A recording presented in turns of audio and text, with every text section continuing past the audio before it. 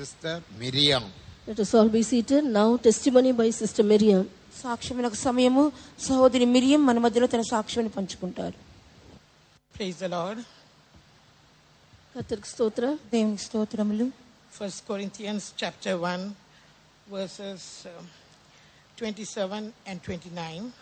1 கொரிந்தியர் 1ஆம் அதிகாரம் 27ஆம் 29ஆம் வசனங்கள். మొదటి కొరింథీ మొదటి అధ్యాయం 27 29 వాక్యములు. But God has chosen the foolish things of the world to confound the wise, and God has chosen the weak things of the world to confound the things which are mighty, that no flesh should glory in his presence. ஞானிகளை வெட்கப்படுத்தும்படி தேவன் உலகத்தில் பைத்தியமானவைகளை தெரிந்து கொண்டார். பலமுள்ளவைகளை வெட்கப்படுத்தும்படி தேவன் உலகத்தில் பலவீனமானவைகளை தெரிந்து கொண்டார். மாம்சமான எவனும் தேவனுக்கு முன்பாக பெருமை பாராட்டாதபடிக்கு அப்படி செய்தார். ఏ శరీరియు దేవుని ఎదుట అతిశయింపకుండునట్లు జ్ఞానులను సిగ్గుపరచుటకు లోకములో నుండి వెర్రివారిని దేవుడు ఏర్పరచుకొని ఉన్నాడు. బలవంతులైన వారిని సిగ్గుపరచుటకు లోకములో బలహీనులైన వారిని దేవుడు ఏర్పరచుకొని ఉన్నాడు. I want to praise and thank God for giving me this opportunity to come and attend this convention after 28 years. 28 வருடங்களுக்கு பின்பாக இங்கு வந்து இந்த கன்வென்ஷனில் பங்கு பெறும்படியாக கர்த்தர் தந்ததான இந்த தருணத்திற்காக நான் கர்த்தரை ஸ்தோத்திரிக்கிறேன். 28 సంవత్సరముల తర్వాత మరొకసారి ఈ కన్వెన్షన్ లో పాలు పొందుటకు ప్రభువు నాకు ఇచ్చిన అవకాశాన్ని బట్టి దేవుని నామమును స్తుతించుచున్నాను. There were many hindrances, but God fought all the battles and did everything beautifully in his time. எங்களுக்கு தடைகள் இருந்தன, ஆனால் கர்த்தரே யுத்தங்களை எல்லாம் செய்து எங்களுக்கு தேவையான எல்லாவற்றையும் தந்து கொண்டு வந்தார். అనేకమైన ఆటంకములు ఉంటున్నప్పటికీ దేవుడు తానే యుద్ధములన్నీ చేసి సమస్తమును చేసి ఆయన తీసుకుని వచ్చి ఉన్నారు. I was born to a Pentecostal father and a Methodist mother. என்னுடைய தகப்பனார் ஒரு பெந்தெகோஸ்தே சபையை சேர்ந்தவராக இருந்தார். என்னுடைய தாயார் மெத்தடிஸ்ட் சபையை சேர்ந்தவர்களாக இருந்தார்கள். அவர்களுக்கு நான் பிறந்தேன். మా తండ్రి గారు పెంతెకోస్తు సంఘమునకు చేరిన వారై ఉన్నారు. మా తల్లి గారు మెథడిస్ట్ సంఘమునకు చెందినట్టు వారిగా కనబడి ఉన్నారు. My father took water baptism at the age of 17. 17 వయதில் என்னுடைய தகப்பனார் தண்ணீர் ஞானஸ்நானம் பெற்றுக்கொண்டார். మా తండ్రి గారు 17వ సంవత్సరం వయసులో ఆయన బాప్తిసం తీసుకుని ఉన్నారు. But received the baptism of the Holy Spirit 40 years after water baptism and after he was married and all of us were born. ஆனால் தண்ணீர் ஞானஸ்நானம் பெற்ற பிறகு அவருக்கு விவாகமாகி நாங்கள் எல்லாரும் பிறந்த பிறகு 40 வருடங்கள் கழித்து தான் அவர் பரிசுத்தாவின் அபிஷேகத்தை பெற்றுக்கொண்டார். ఆయన నీటి బాప్తిసం తీసుకున్న తర్వాత వివాహమైన తర్వాత మేమందరం పుట్టిన తర్వాత దాదాపు 40 ఏండ్ల తర్వాతనే పరిశుద్ధాత్మ అభిషేకాన్ని పొందుకొని ఉన్నారు. Before he received the Holy Spirit, he would bring us only for special meetings in the faith home. பரிசுத்தாவின் அபிஷேகத்தை பெற்றுக்கொள்வதற்கு முன்பு விசுவாச வீட்டில் நடந்ததான விசேஷித்த ஜெபங்களுக்கு கூட்டங்களுக்கு மட்டும்தான் அவர் எங்களை கொண்டு வருவார். పరిశుద్ధాత్మ అభిషేకం పొందుటకు ముందుగా విశ్వాస గృహమున జరుగుతున్నటువంటి ప్రత్యేకమైన కూటములకు మాత్రమే మనం తీసుకుని వచ్చేవారు. But after he received the Holy Spirit, he started regularly bringing us for the meetings. ஆனால் பரிசுத்த ஆவியை பெற்றுக்கொண்ட பிற்பாடு அவர் ஒழுங்காக எல்லா கூட்டங்களுக்கும் எங்களை கூட்டிக் கொண்டு வர ஆரம்பித்தார். కానీ పరిశుద్ధాత్మ అభిషేకం పొందిన తర్వాత క్రమముగా అన్ని కూటములకు ఆయన మమ్మల్ని తీసుకుని వచ్చుటకు ప్రారంభించి ఉన్నారు.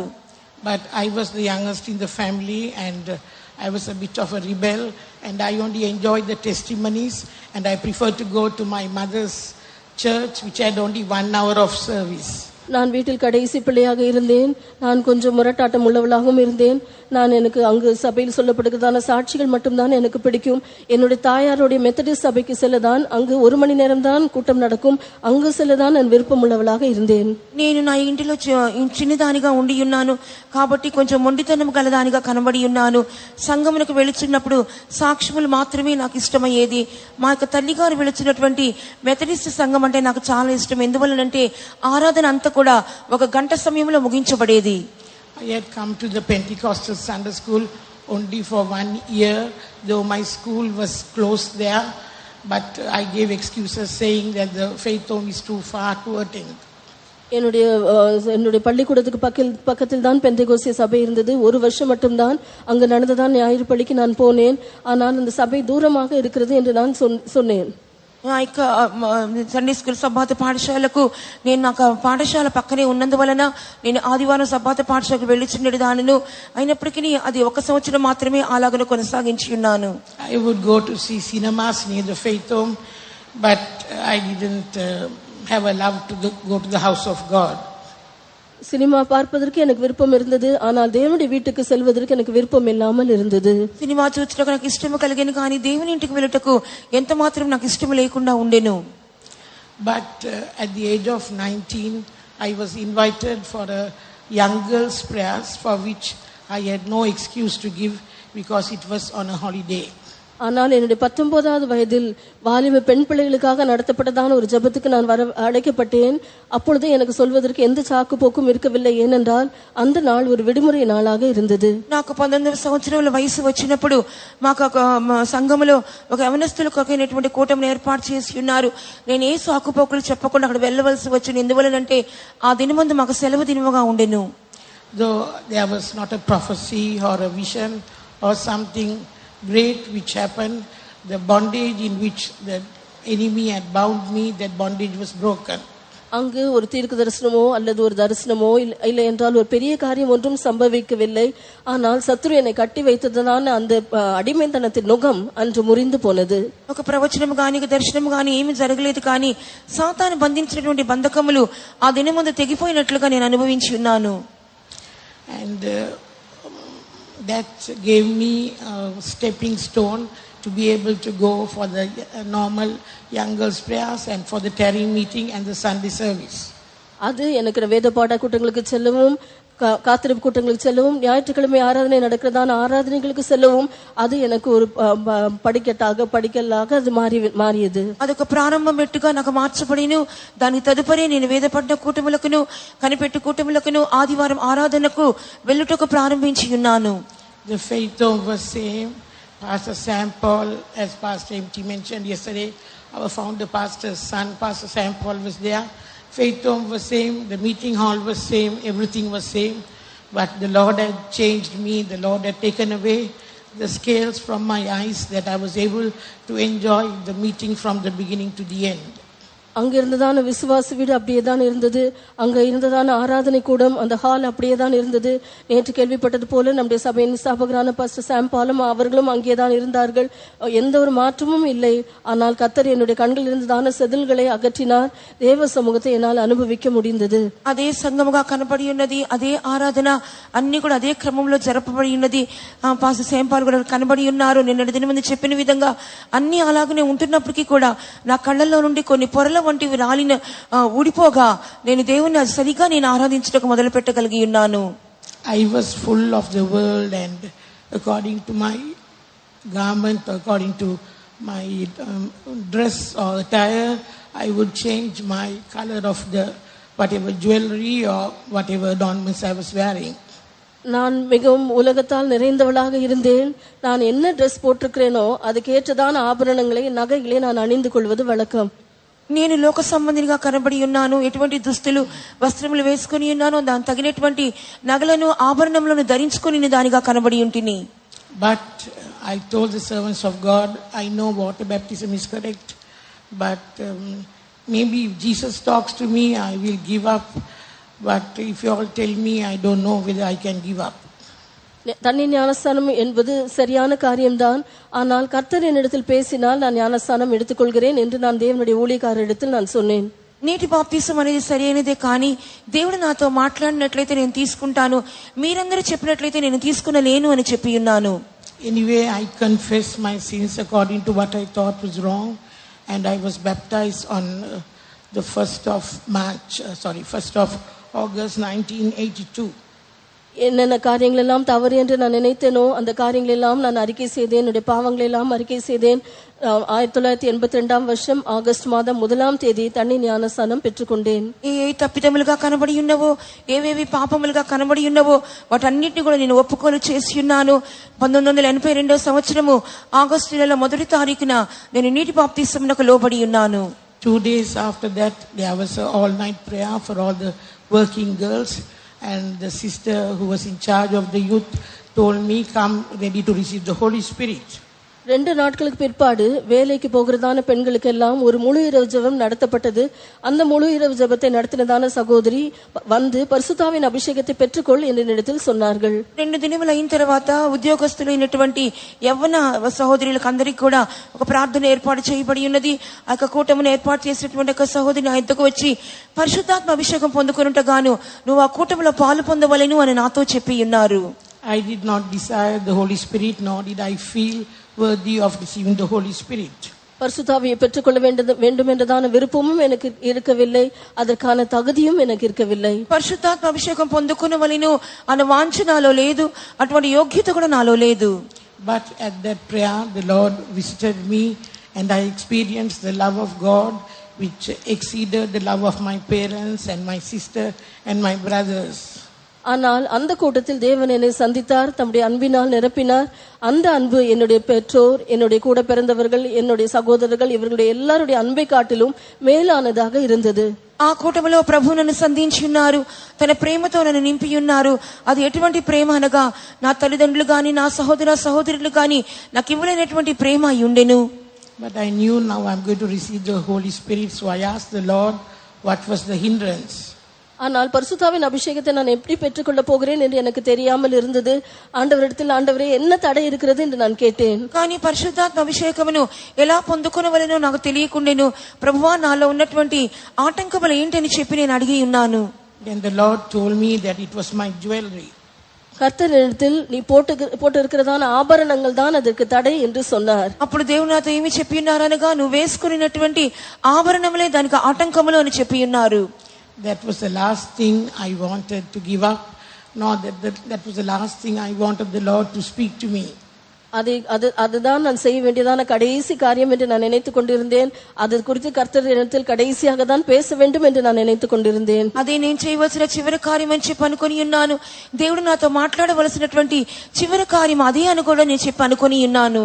But because I had experienced the love of Jesus which exceeded the love of the world, though it took about 2 hours to decide, once I decided, in half an hour I was able to receive the Holy Spirit. அது எனக்கு மிகவும் கஷ்டமான காரியமாக இருந்தது. ஆனால் மற்ற உலகத்தின் அன்பை காட்டிலும் இயேசுவின் அன்பு எனக்கு அதிகமாக இருந்தபடினால் நான் 2 மணி நேரம் அதற்கு பிடித்தது. நான் அதற்கு என்னை ஒப்பு கொடுத்த போது அரை மணி நேரத்துக்குள்ளாக பரிசுத்தாவின் அபிஷேகத்தினால் நான் நிரப்பப்பட்டேன். లోక ప్రేమ కంటేను యేసు యొక్క ప్రేమ ఉత్తమమైనదని చెప్పి ఎప్పుడైతే గ్రహించుకుని ఉన్నానో ఒక అరగంట సమయం ప్రార్థన చేసి ఉన్నాను. ఆ తదుపరి ఒక 2 గంటల తర్వాత దేవుడు నన్ను పరిశుద్ధాత్మ అభిషేకంతో నింపి ఉన్నారు. When I dressed all fashionably and went to work, I was getting a small salary, but the moment the Lord spoke to me and I gave up everything, my salary was increased and I got promoted. நான் ஆபரணங்களை அறிந்து கொண்டு என்னை அலங்கரித்துக் கொண்டு வேலைக்கு போன போது எனக்கு கொஞ்சம் சம்பளம் தான் கிடைத்தது.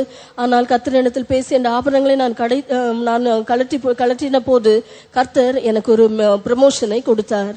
ఆభరణములు వేసుకున్నప్పుడు నా యొక్క ఉద్యోగంలోని జీతము కొంచెంగానే వచ్చి ఉన్నది. ఎప్పుడైతే నేను ఆభరణములను తీసివేసి ఉన్నానో నా జీతం పెరిగి ఉన్నది. అంత మాత్రం కాకుండా నా ఉద్యోగంలో కూడా ఒక పదవోన్నతి నాకు దొరికి ఉన్నది. Because I was a very mischievous person, I did not pursue my higher studies, but after water baptism and the Holy Spirit, wherever I went, the Lord gave me favor before man and God. நான் குறும்புக்கார பிள்ளையாக இருந்தபடினால் நான் இன்னும் அதிக மேற்படிப்புக்கு போகவில்லை. ஆனால் நான் எங்கெல்லாம் சென்றேனோ அங்கெல்லாம் ஆண்டவருடைய கண்களிலும் மனுஷுடைய கண்களிலும் கர்த்தர் எனக்கு தயவு கிடைக்கும்படியாக செய்தார். నేను కొంచెం తుంటరి పిల్లగా కనబడినందువలన అధికమైన ఉన్నత విద్యాభ్యాసము నేను చేయలేకపోయి ఉన్నాను.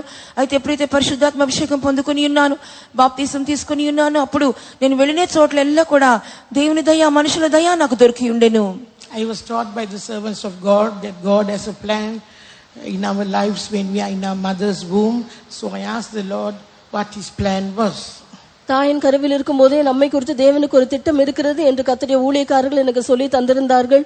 எனவே நான் கர்த்தரிடத்தில், ஆண்டவரே அந்த திட்டம் என்ன என்று கேட்டேன். తల్లి గర్భమందు పిండముగా ఉంటున్నప్పుడే దేవునికి ఉద్దేశం మన మీద ఉన్నదని చెప్పి దేవునికి సేవకుల ద్వారా నేను తెలుసుకొని ఉన్నాను. కాబట్టి దేవుని అడిగి ఉన్నాను, దేవా ఆ యొక్క ఉద్దేశం నా మీద ఏమై ఉన్నదని చెప్పి అడిగి ఉన్నాను. The Lord started speaking to me that it was this ministry. இந்த ஊழியத்தை குறித்து கர்த்தர் என்னிடத்தில் பேச ஆரம்பித்தார். అప్పుడు దేవుడు ఈ సేవను గురించి నాతో మాట్లాడటకు ప్రారంభించి ఉన్నారు. There was a lot of opposition at home And even though I was the pet of my father, I have got beaten by him just to ask to go to the faith home for the meetings. நான் மிகவும் செல்லப்பிள்ளையாக என் தகப்பனாருக்கு செல்லப்பிள்ளையாக இருந்தேன். ஆனால் நான் விசுவாச வீட்டுக்கு போக வேண்டும் என்று சொன்ன போது என்னுடைய தகப்பனார் என்னை அடித்தார். నా తండ్రి గారికి నేను ముద్దు బిడ్డగా నేను కనబడి ఉన్నాను, అయినప్పటికీ నేను విశ్వాసకరం నాకు ఇలాగున వెళ్ళిపోవాలని చెప్పినప్పుడు ఆయన నన్ను కొట్టి ఉన్నారు. My father loved the servants of God, loved the house of God, but he did not think that I will fit into the ministry.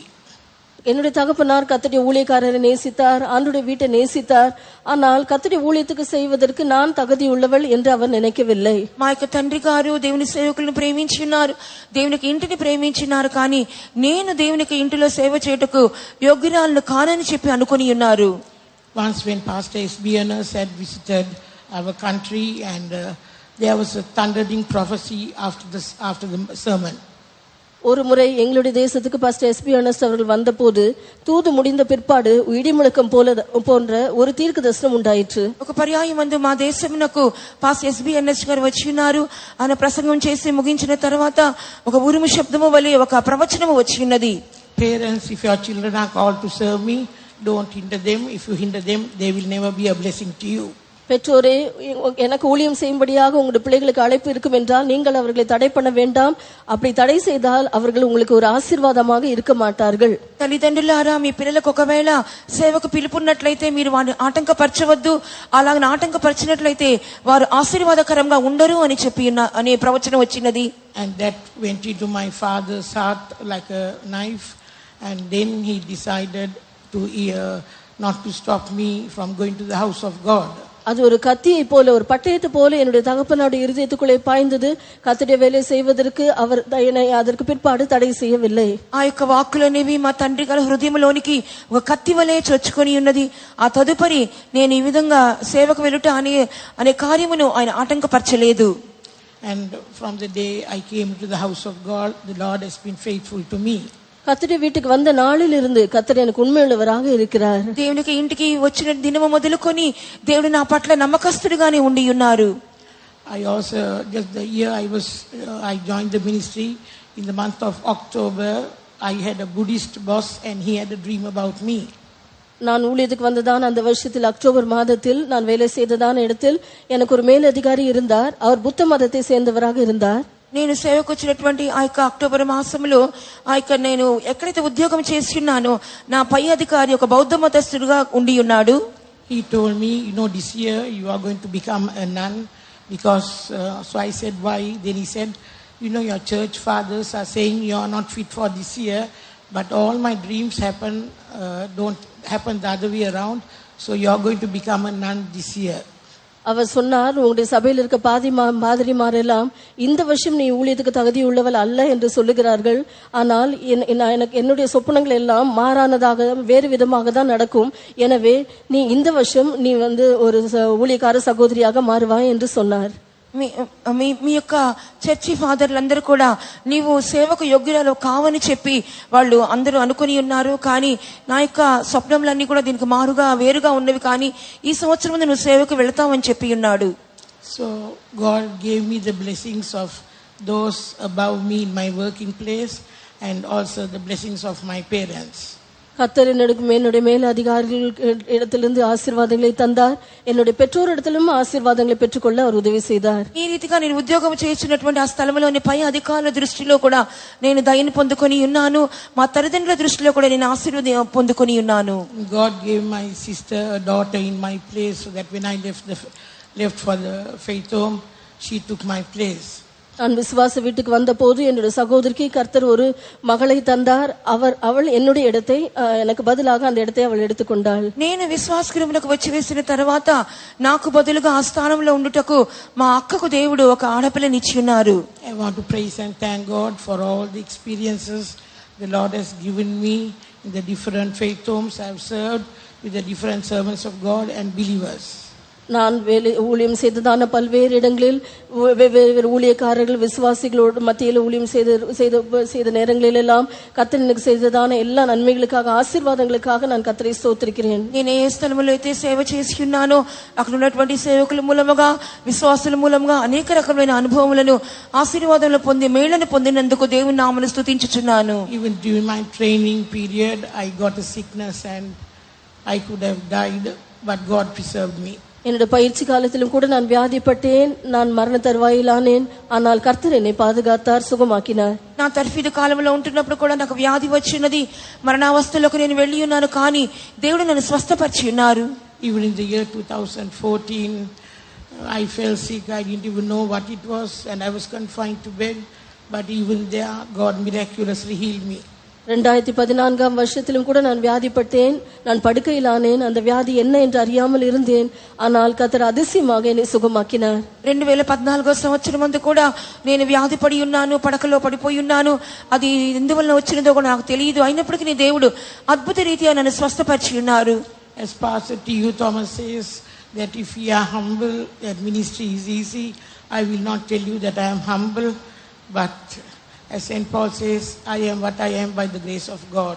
Pastor T.U. அவர்கள் சொல்லுவார்கள், நாம் தாழ்மையாக இருந்தால் இந்த ஊழியம் மிகவும் எளிதானது என்று. ஆனால் நான் தாழ்மையுள்ளவள் என்று என்னை குறித்து நான் சொல்வதில்லை.